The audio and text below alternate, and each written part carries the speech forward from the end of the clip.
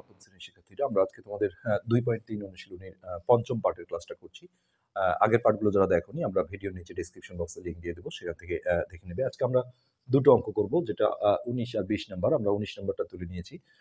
দাঁড়বে নৌকার যে বৈঠা, এটাকে দাঁড় বলে। দাঁড়বে একটি নৌকা স্রোতের অনুকূলে ১৫ মিনিটে ৩ কিলোমিটার এবং স্রোতের প্রতিকূলে ১৫ মিনিটে ১ কিলোমিটার পথ অতিক্রম করে। তো এখানে দেখো দুটোই হোয়াট, স্থির পানিতে নৌকার গতিবেগ অর্থাৎ নৌকার প্রকৃত বেগ এটাও চাওয়া হয়েছে, স্রোতের গতিবেগ এটাও চাওয়া হয়েছে। আমরা আগের পার্টে যে অনুকূলে প্রতিকূলের অঙ্ক করেছিলাম, সেখানে আমরা দেখেছিলাম যে অনুকূলের কার্যকরী বেগ অথবা প্রতিকূলের কার্যকরী বেগ দুটার একটা দেয়া থাকে, আর এই দুটোর মধ্যে আরেকটা দিয়ে আরেকটা হোয়াট হয়েছিল। এটা দেয়া থাকলে ওটা চাই, এটা দেয়া থাকলে এটা চাই। তো এখানে একটু ভিন্ন, অনুকূল প্রতিকূল দুটোই রয়েছে। তো সবার আগে এটা যেটা করতে হবে যে ১৫ মিনিটটাকে ঘন্টায় প্রকাশ করে নিতে হবে। তো আমরা এখানে কিছু না লিখে সরাসরি যদি বলি যে ১৫ মিনিট, তো মিনিটকে ঘন্টায় প্রকাশ করলে ৬০ দিয়ে ভাগ করতে হয়, অর্থাৎ ৬০টা এরকম নিচে থাকবে, হ্যাঁ, এত ঘন্টা। তো এটা যদি আমরা কাটাকাটি করি তাহলে ১৫কে ১৫ আর ৪-১৫ ৬০, অর্থাৎ ১/৪ ঘন্টা। তোমরা এটা ঐকিক নিয়মেও করতে পারো যে ৬০ মিনিট সমান ১ ঘন্টা, অতএব ১ মিনিট সমান ১/৬০ ঘন্টা, অতএব ১৫ মিনিট সমান ১৫ উপরে দিয়ে কাটাকাটি করা যায়। তো যাই হোক, ১৫ মিনিট মানে যেমন অনেকে ভুল করে ৬০টা উপরে দেয়, ১৫ নিচে দেয়, তাহলে কাটাকাটি করলে উপরে ৪ আসবে, নিচে ১ আসবে, তাহলে ১৫ মিনিট সমান কোনোদিন ৪ ঘন্টা হতে পারে না, কিন্তু ১/৪ ঘন্টা হয়। তো এখন আমরা যেটা করব যে স্রোতের অনুকূলে আর প্রতিকূলে এই দুটো কার্যকরী বেগ দুটো আমরা আগে বের করে নেব। যে আমরা এইভাবে লিখব যে স্রোতের অনুকূলে ওই ১৫ মিনিটের জায়গায় আমরা এই ১/৪ ঘন্টা দিয়ে লিখব। স্রোতের অনুকূলে ১/৪ ঘন্টায় যায় হচ্ছে ৩ কিলোমিটার। ৩, এটা আমরা সংক্ষেপে লিখছি কিমি। তো এখান থেকে আমরা স্রোতের অনুকূলে যখনই আমরা ১ ঘন্টায় বের করে নেব, হ্যাঁ, এটাই স্রোতের অনুকূলের কার্যকরী বেগ হবে, যেটা আমরা আগের অঙ্কগুলোতে আসলে এইভাবেই করতে হয় এটা। তো সেক্ষেত্রে ভগ্নাংশের নিচে একে বের করলে এটা একটা সিস্টেম যে এই ডানে যে সংখ্যাটা থাকে এটা লিখে গুণন চিহ্ন দিয়ে ভগ্নাংশটা উল্টায় দিতে হয়, অর্থাৎ নিচের একের কিন্তু কোনো ভ্যালু নেই, উপরের একের দাম আছে, এই জন্য আমরা দেখো এখানেও ১ লিখেছি। যদি উল্টো হতো যে উপরেই ৬০ নিচেই ১৫, হ্যাঁ, এটা আমরা কাটাকাটি করে ৪, এই নিচের ১ কিন্তু আমরা লিখি না, কিন্তু উপরের একের দাম আছে। সো এই নিচের ১ তুমি লেখো না লেখো সমান বিষয়, বরং লিখলে এটা অড লাগবে। এখানে আমরা ৩-৪ ওটা লিখলে আরেক লাইনে কিন্তু আবারও ছেড়ে দিতে হবে। তো এই ১২ কিলোমিটার আমরা করে দিলাম। তো আমরা আগেও দেখেছি যে অনুকূলের ক্ষেত্রেও ১ ঘন্টায় বের করলে এটা অনুকূলের কার্যকরী বেগ, প্রতিকূলের ক্ষেত্রেও ১ ঘন্টায় বের করলে সেটা প্রতিকূলের কার্যকরী বেগ। তো এখানে আমরা একটা লাইন লিখেছিলাম এইভাবে যে স্রোতের অনুকূলে কার্যকরী বেগ এই জন্য বলা হয় যে এর মধ্যে আসলে দুটো বেগ লুকিয়ে আছে। একটা হচ্ছে নৌকার প্রকৃত বেগ, আর একটা হলো স্রোতের বেগ। দুইটার সমন্বয় যোগফল হলো অনুকূলের কার্যকরী বেগ। তো স্রোতের অনুকূলে কার্যকরী বেগ, এই জায়গায় অবশ্যই আমাকে ঘন্টায় কথাটা লিখতে হবে, কেননা বেগের এককই কিন্তু হচ্ছে ঘন্টায়, বা এইভাবে আমরা দিতে পারি যে কিমি পার ঘন্টা অবলিক দিয়ে, আর না হলে ঘন্টায় লিখতে হবে। এটা অবশ্যই এসেনশিয়াল, এখানে বেগ কথাটা লেখার সাথে সাথে এই এককটা কিন্তু ঠিক করতে হবে। তো এই একইভাবে আমরা স্রোতের প্রতিকূলের কার্যকরী বেগটাও বের করব। এখানে যেটা বলা হয়েছিল যে স্রোতের প্রতিকূলে ১৫ মিনিটে ১ কিলোমিটার যায়। তো সেখান থেকে আমরা এই একই সিস্টেমে যেটা করব যে স্রোতের প্রতিকূলে সেই ১৫ মিনিটের জায়গায় আমরা এখন এটা লিখব যে ১/৪ ঘন্টায় যায়, এটা ১ কিলোমিটার গিয়েছিল। প্রতিকূলে আসলে যেহেতু স্রোত বাধা দেয়, হ্যাঁ, এই জন্য দেখো একই সময়ে দূরত্ব কিন্তু আগের বার গেল ৩ কিলোমিটার, এবার গেল ১ কিলোমিটার।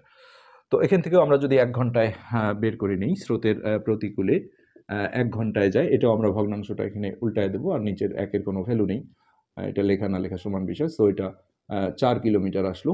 তো এটা যেহেতু প্রতিকূলে ১ ঘন্টায় যায়, তো এর নাম হচ্ছে স্রোতের প্রতিকূলে কার্যকরী বেগ। এই অনুকূল প্রতিকূল দুটোর সাথেই কার্যকরী কথাটা লিখতে হয়। হ্যাঁ, এখানেও আমরা ঘন্টায় কথাটা লিখে দেব, যেহেতু আমরা আগে বললাম বিষয়টা, ঘন্টায় হচ্ছে ৪ কিলোমিটার।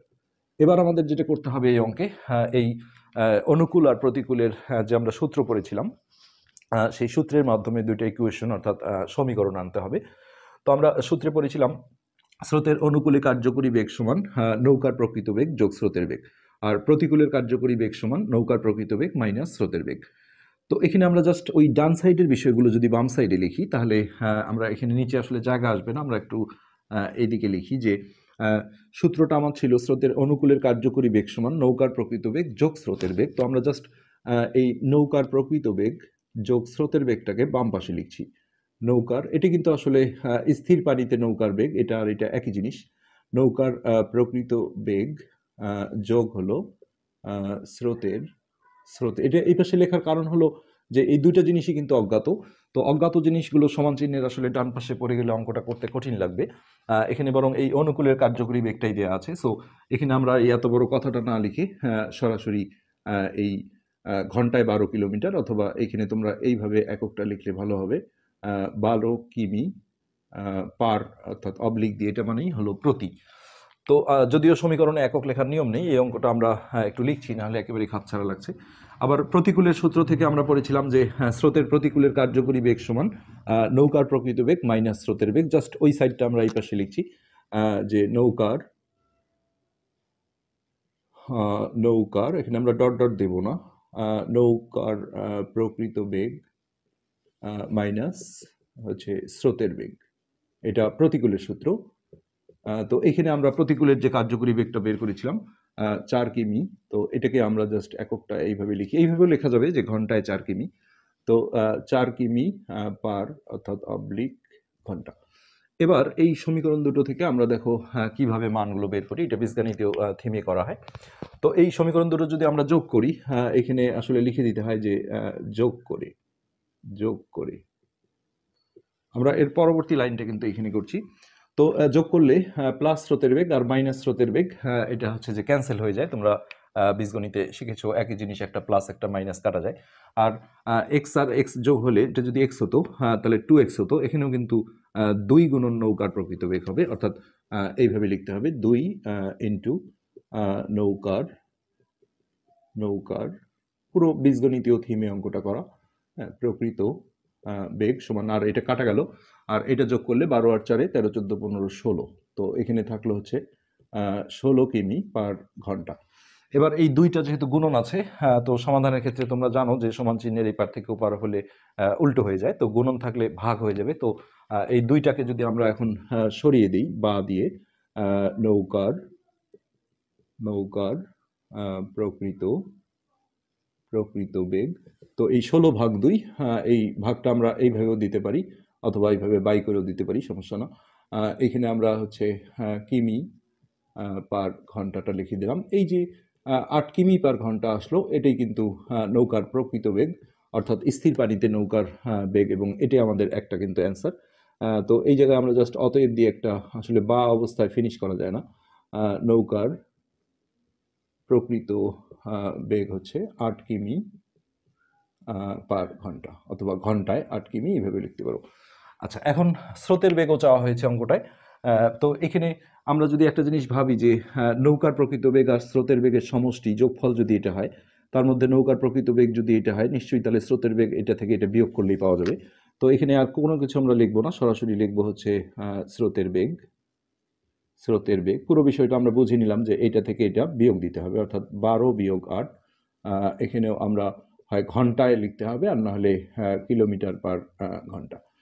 তো এখান থেকে আমরা বিয়োগ করলে 12 থেকে 8 তাহলে 4 আসছে। তো এই দুটোই কিন্তু আমাদের আসলে অ্যান্সার, এবং এটা আমরা একটু উল্লেখ করেই উত্তরটা লিখব, যে নৌকার প্রকৃত বেগ, অথবা স্থির পানিতে নৌকার বেগ লিখতে পারো, একই বিষয়।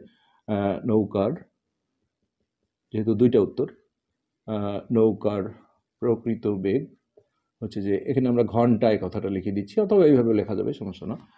নৌকার প্রকৃত বেগ ঘন্টায় হচ্ছে 8 কিলোমিটার, 8 কিলোমিটার, ও স্রোতের বেগ হলো, স্রোতের বেগ ঘন্টায় হলো 4 কিলোমিটার। এই দুটাই আমাদের এই কোশ্চেনের অ্যান্সার। খুবই একটা ইম্পর্টেন্ট অঙ্ক বলা যায়। নেক্সট আমরা এই পার্টের যে লাস্ট অঙ্ক, অর্থাৎ 20 নম্বর অঙ্কটায় চলে যাচ্ছি। এবার আমরা 20 নম্বর অঙ্কটা তুলে নিলাম। এটা সিম্পল একটা ঐকিক নিয়মের অঙ্ক। একজন কৃষক 5 জোড়া গরু দ্বারা 8 দিনে 40 হেক্টর জমি চাষ করতে পারেন। তিনি ৭ জোড়া গরু দ্বারা ১২ দিনে কত হেক্টর জমি চাষ করতে পারবেন? তো এই কত হেক্টর চাওয়া হয়েছে, এই হেক্টরটা ডানে ফেলতে হবে। নরমালি আসলে ডানেই আছে। আমরা সেইভাবেই যদি লাইনটা সাজাই, তো এইভাবে লিখব যে আ একজন কৃষক একজন আ কৃষক কৃষক ৫ জোড়া ৫ জোড়া আ গরু দ্বারা হচ্ছে যে ৮ দিনে চাষ করেন। ৮ দিনে চাষ করেন আ ৪০ হেক্টর জমি। ৪০ হেক্টর জমি। তো ঐকিক নিয়মে আমরা জানি যে একে বের করতে হয় প্রথমে। তো একজন কৃষক, আমরা এইটা চেঞ্জ করছি। ১ জোড়া গরু দ্বারা এটাকে ঠিক রাখলাম। তো যেটা চেঞ্জ করা হয় সেটা নিয়ে ভাবতে হয় যে আসলে এই ৫ দিয়ে আসলে গুণ হবে না ভাগ হবে। কেননা অনেক ঐকিক নিয়মের অঙ্কে আসলে দেখা যায় যে কাজের অঙ্কগুলো বিশেষ করে একে বের করলে কিন্তু গুণন করতে হয়। তো এখানে সিম্পলি ভাগই হবে, কেননা ৫ জোড়া গরু দিয়ে যদি ৪০ হেক্টর চাষ করা যায়, সেখানে গরুর সংখ্যা যদি আমরা কমিয়ে দিই ১ জোড়া, তাহলে কম পরিমাণ জমি চাষ হবে। সো এখানে আমরা ভাগগুলো উপর নিচ করে দেব। এই ডানের সংখ্যাটা উপরে থাকবে আর এটা এসে নিচে ঢুকবে। এত হেক্টর জমি। এবার আমরা যেটা করব যে এই একটা ঠিক রেখে এইখানে আমরা ১ দিনে বের করে নেব। তো ৮ দিনে যে পরিমাণ চাষ হবে, ১ দিনে কিন্তু আরো কম পরিমাণ জমি চাষ হবে। অর্থাৎ এই ৮ ও ভাগ হবে। কম হলেই ভাগ হয়। ৪০ ভাগ ৫। এখন এই ৮ টাকে আমরা নিচে বসাবো। এই টানের নিচে বসালেই ভাগ হয়ে যায়। কিন্তু চিহ্নটা দিতে হবে গুণন। এইভাবে। নেক্সট আমরা এই লাইনটা একবারেই চেঞ্জ করে নেব। গরুর জায়গায় আমরা ৭ জোড়া দিয়ে দেব। ৭ জোড়া গরু। আর দিনের জায়গায় বসাবো ১২ দিনে। তো এটা ঠিক আগে যা যা ছিল আমরা এটা পুরোটাই লিখে ফেলবো। যে ৪০/৫ গুণন ৮। আর আগে যা যা হয়েছিল তার উল্টোটা হবে।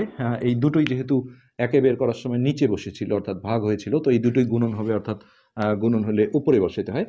তো ৭ ও উপরে বসলো আর এখানে ১২ উপরে বসলো। এখন আমরা কাটাকাটি করে নেব। এটা আমরা যদি ৮ দিয়ে কাটি, ৮ দিয়ে ৮ কে একবার, এটা ৫ বার যায়, ৫ ৫ কেটে দিলাম। এখানে ১ লেখা না লেখা সমান বিষয়। তো নিচের একের কোনো ভ্যালু নেই। এটা ৭ বারং ৮৪ আর এটা একের সাথে গুণ করলে সেই ৮৪ হবে। অর্থাৎ এই ৮৪ হেক্টর হলো আমাদের এই অঙ্কের অ্যান্সার। তো এটি ছিল আমাদের মূলত আজকের পার্টের ক্লাস। আমরা পরবর্তী পার্টগুলোতে বাকি যে অঙ্কগুলো রয়েছে সেগুলো সলভ করবো ইনশাল্লাহ। আর তোমাদের যদি ক্লাসটা ভালো লেগে থাকে অবশ্যই চ্যানেলটা সাবস্ক্রাইব করবে। আজকে এ পর্যন্তই। ধন্যবাদ।